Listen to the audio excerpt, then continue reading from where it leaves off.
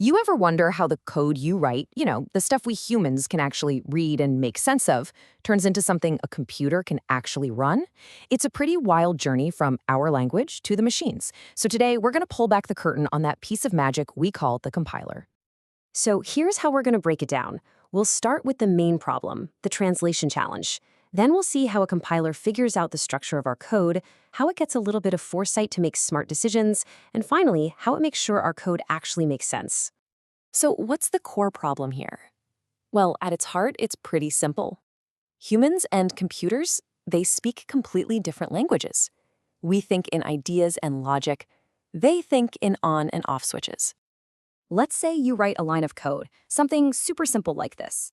To you and me, it's obvious, right? Take the old value, add 12 to it, and stick the result in a new value. But to a CPU, the computer's brain, this might as well be an alien language. It's total nonsense. I mean, just look at the gap between what we write and what the machine actually needs. On the left, you've got our nice, clean, abstract code.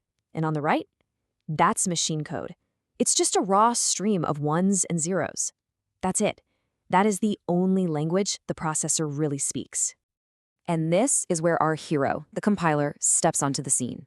A compiler is this incredibly complex program that acts as a master translator.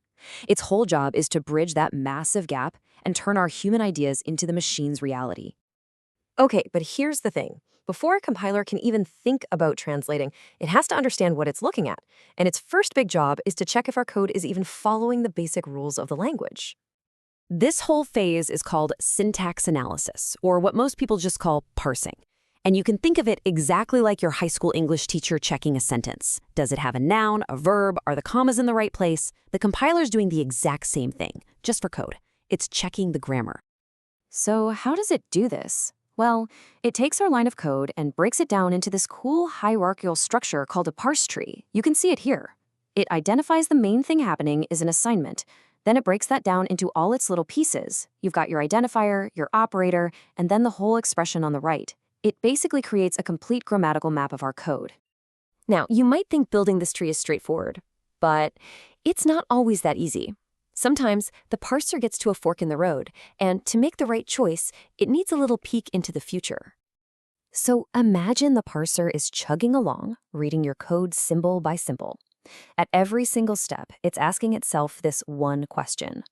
Do I have enough information right now to complete a grammar rule? That's what we call a reduce. Or do I need to keep reading more code to figure out what's going on? That's a shift. And if it makes the wrong choice, everything can fall apart. So, to solve this puzzle, really smart parsers use a technique called LR1 parsing.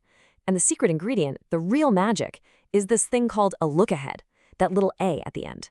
That look-ahead is the parser's secret weapon. It's a tiny, tiny glimpse of what's coming next in the code. That little look-ahead symbol is basically its crystal ball. It lets the parser peek at the very next word or symbol in the code. And that one little piece of information is just enough to help it confidently choose between shifting and reducing, avoiding dead ends and confusion. It's pretty genius. Okay, so this LR1 foresight is super powerful, right? But there's always a but. That power comes with a price tag. And in the real world, we need things to be fast and efficient. So here's the problem. If you track every single possibility with all these look-aheads, you can end up with a huge number of potential states for the parser to juggle. For a complex language, this can make the compiler really slow and eat up a ton of memory. And this is where a more practical approach called LALR parsing comes in. The big insight here is that a lot of these states are basically duplicates. I mean, take a look at state I3 and state I6. Yeah, their look-aheads are different, but if you ignore those for a second, their core structure, the actual grammar rule they're working on, is identical. LALR parsing is smart enough to see that. So LALR just says, hey, let's merge these similar states into one. And the result? It's a game changer. You end up with way fewer states to track, which means a much smaller lookup table for the parser and a compiler that's way, way faster. This was a really big deal for making modern programming tools actually practical. All right, so the compiler has parsed our code. The grammar is perfect, but we are not done, not by a long shot.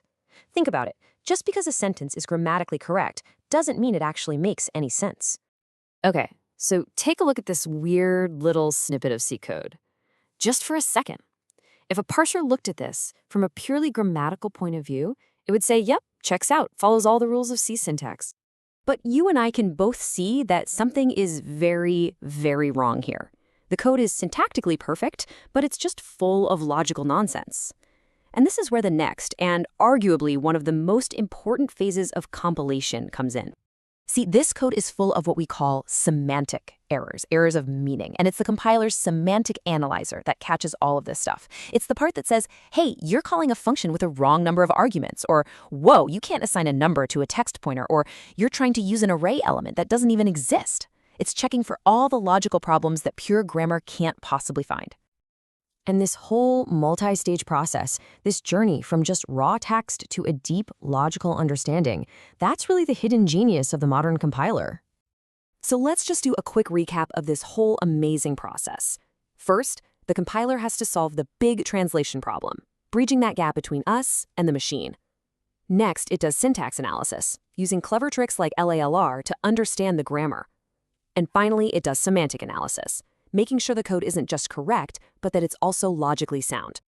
This entire elegant system has been the foundation of software development for decades, but it brings us to a really fascinating question about the future.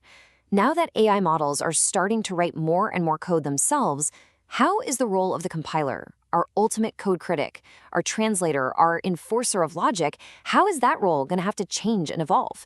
Something to think about.